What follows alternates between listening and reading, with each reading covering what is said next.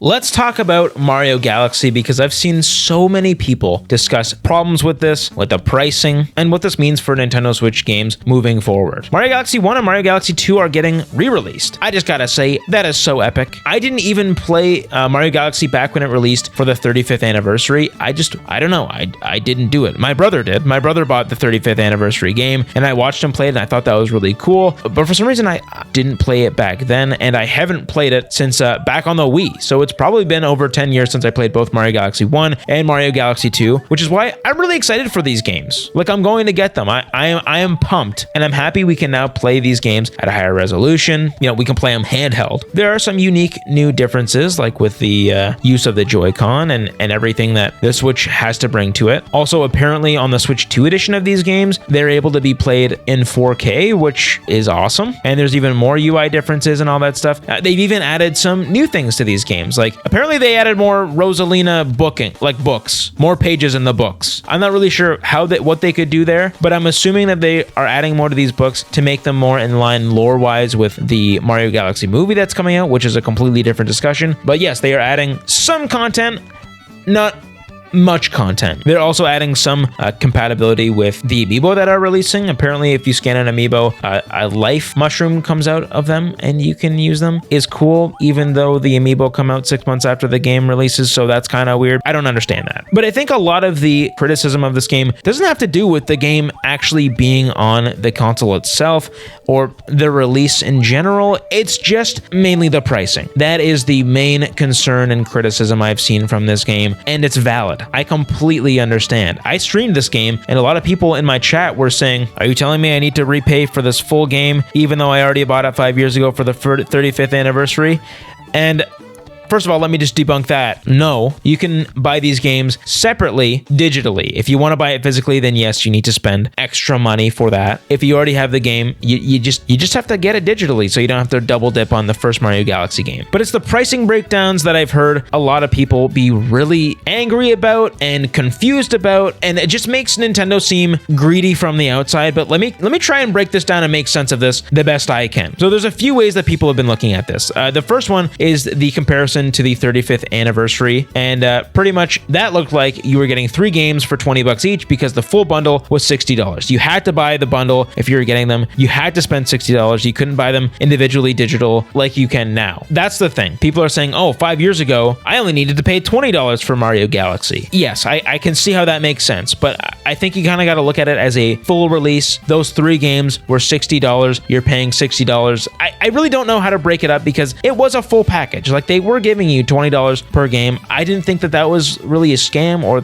that big of a deal. $60, that seemed fair for the 3-pack. Maybe, yes, they could have added a little more content inside of it. I think the only thing that they really added outside of the games was just the soundtracks that you could listen to, and that's really about it. The most odd thing is the fact that those games are only available for a limited amount of time, which really made sales shoot up like crazy in the first couple months that it was released and available. Like, I think that's one of the few games that sold over 10 million units. It's just a crazy amount. So obviously Nintendo's use of the fear of missing out worked with that one. So first of all, I don't even think I mentioned this, but each game you can buy digitally separately for $40 each. You can buy Mario Galaxy 1 for $40 or Mario Galaxy 2 for $40. Or you can get the bundle for $70. So if you're buying the bundle, you essentially save $5 on each. You save $10 total. And it's the same thing for the physical game. That means that the physical game with both of the games included is $70 total, which makes it actually the second Switch 1 game at $70 that isn't Tears of the Kingdom, which I absolutely hate saying out loud. Don't get me wrong. These games are absolutely amazing. Like, they are such good games, but you cannot tell me up-resed versions of Wii games, which probably didn't take that long to port or do anything like that, cost as much as Tears of the Kingdom, even together. Again, these are good games. So I think if these were brand new games, yes, sure, charge us $70 for both, but these are Wii games.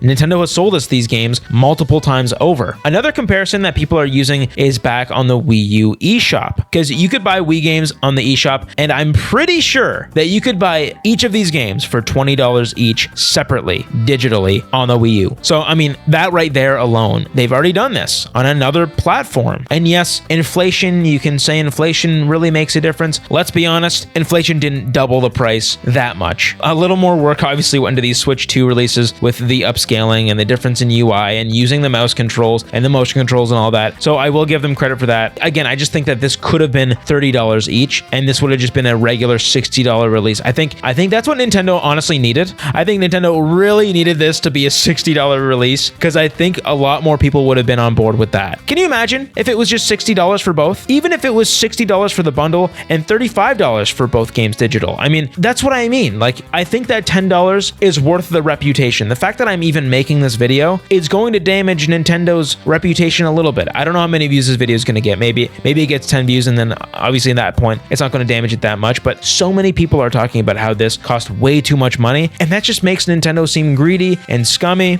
And I really don't think this would even be a discussion if it was just $30 each at the standard $60 price range that we only had a year ago. A year ago, $60 made sense for a big AAA game. Like Pikmin 4 in 2023 came out at $60, and that's one of my favorite games. So the fact that we're getting two older games just upscaled for $70 for both of them, that's just madness. It looks bad. Nintendo, this looks bad. You have to know that this looks horrible. And I truly think that $10 difference would have made a huge difference in your reputation. I'm just saying that now. But there is another side to this that I do want to kind of bring to light, and it is the fact that these games may not be overpriced and actually underpriced in a way. I don't necessarily agree with this, but let me just explain the train of thinking here. So a lot of people have said that Donkey Kong Country Returns, Xenoblade Chronicles X, those are both old games. Actually, let me use Luigi's Mansion 2 and Donkey Kong Country Returns HD instead of Xenoblade, because that's kind of a different thing. But Luigi's Mansion 2 and Donkey Kong Country Returns, these are both games that sold for $40 and $50 back on the Wii and 3DS. Oh, I just had a voice crack. Back on the Wii and the 3DS. Those two games got very minor revisions to be even playable on the Switch 2, and they both sold at $60. Now that's insane, especially in comparison to Mario Galaxy, which is debatably better games than both of those games. The fact that we're going to be able to play Mario Galaxy in 4K on the Switch 2, even if there's not many more assets being added, really much more that's worth a massive price boost. I mean, Nintendo could have just sold these both separately for $60 each at separate times. I think that would totally be a possibility, especially looking at Donkey Kong Country Returns HD. The fact that that's $60, I have no idea why they wouldn't have just re-released Mario Galaxy as $60, aside from the fact that they already released it a few years ago. I think if they didn't do the 35th anniversary, we would have absolutely seen them releasing both these games separately for $60. That is just such a Nintendo thing to do, but they knew that they couldn't. Yes, we're going to throw that into the conversation. This could have been two separate $60 releases, which I'm so thankful it's not, but it does give me a different perspective and makes me feel like, again, $60 for both of them just wouldn't have been a bad thing, but I guess $70, I guess it's fine if you talk through it. There's really no winner here. You can say you agree with either way, and I would understand. My opinion, these should have just been $30 games. That's the one I'm gonna stick my flag in. $70, it's fine, sure. I'm kind of glad I didn't really buy the 35th anniversary myself personally, because at least now I can get the physical game. I like collecting these physical games, and then I didn't have to double dip on Mario Galaxy 1. Or walking out of the store with a $70 Switch 1 game might just seem a little too much for some people, including myself. It's gonna feel weird. I don't necessarily agree with what they're doing here, but I mean, I can see both sides. But let me know what you think in the comments. Do you think it's overpriced? Do you think it's underpriced? I guess the dream scenario was that they would re-release it at $60, but like completely remake it. Imagine if these were just completely remade, like new soundtrack, new textures, new assets, like everything, brand new Mario design inside. I think that's what I would have much preferred than just getting these re-releases, because yeah, I don't know. I just don't like playing old re-releases on a console that I know can get so much better graphics. You know what I mean? Like, I like Nintendo Switch Online, seeing the graphics of a new game on the Switch 2, unless I really crave to play these old games, then it makes sense, but I never generally prefer to play the old I mean, this is obvious. I don't even know what I'm saying. You get what I mean, I think. I hope. But yeah, I would have much preferred remasters to even one game and paid full $60. Honestly, even $70. Imagine if they completely remade it and everything. I think this $70 price tag would have been a lot easier to swallow. Let me know what you think in the comments. What would you prefer? And I'm not even talking about the $40 amiibo yet. Also, subscribe. What do you think about this new second channel? I got my main channel. You can check that out if you didn't come from there. But thanks for watching. I'll see you in the next one. See you later.